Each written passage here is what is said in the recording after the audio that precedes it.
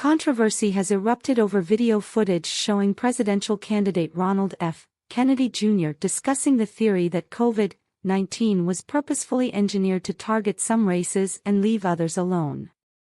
He made the remarks while speaking at a press dinner this Friday about the coinciding theory that COVID-19 is a bioweapon produced by some government. COVID-19, there is an argument that it is ethnically targeted. COVID-19 attacks certain races disproportionately. COVID-19 is targeted to attack Caucasians and Black people. The people who are most immune are Ashkenazi Jews and Chinese, he said. We don't know whether it was deliberately targeted or not, but there are papers out there that show the racial or ethnic differential and impact, he added.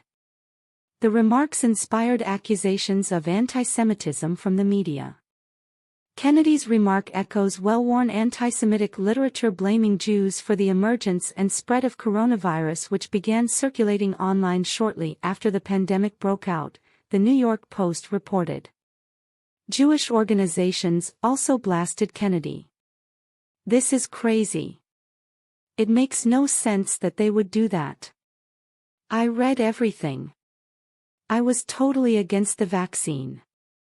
I wanted to convince myself it was correct not to take it. I have never seen anything like this, Morton Klein of the right-leaning Zionist Organization of America said.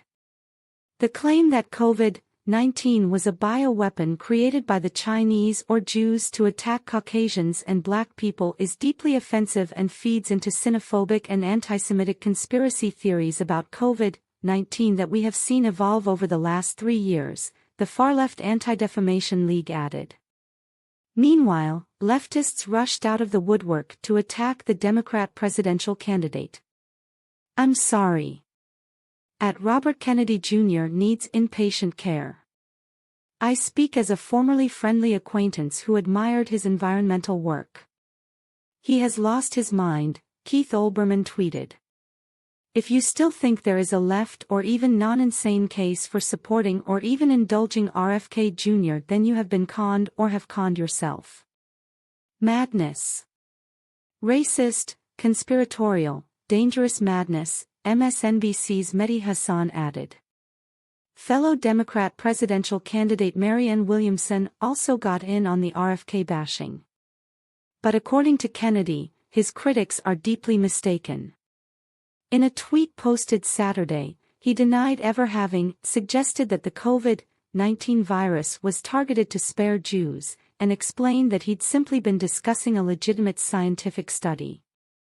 I accurately pointed out, during an off-the-record conversation, that the U.S. and other governments are developing ethnically targeted bioweapons and that a 2021 study of the COVID-19 virus shows that COVID-19 appears to disproportionately affect certain races since the furin-cleave docking site is most compatible with Blacks and Caucasians and least compatible with ethnic Chinese, Finns, and Ashkenazi Jews, he wrote.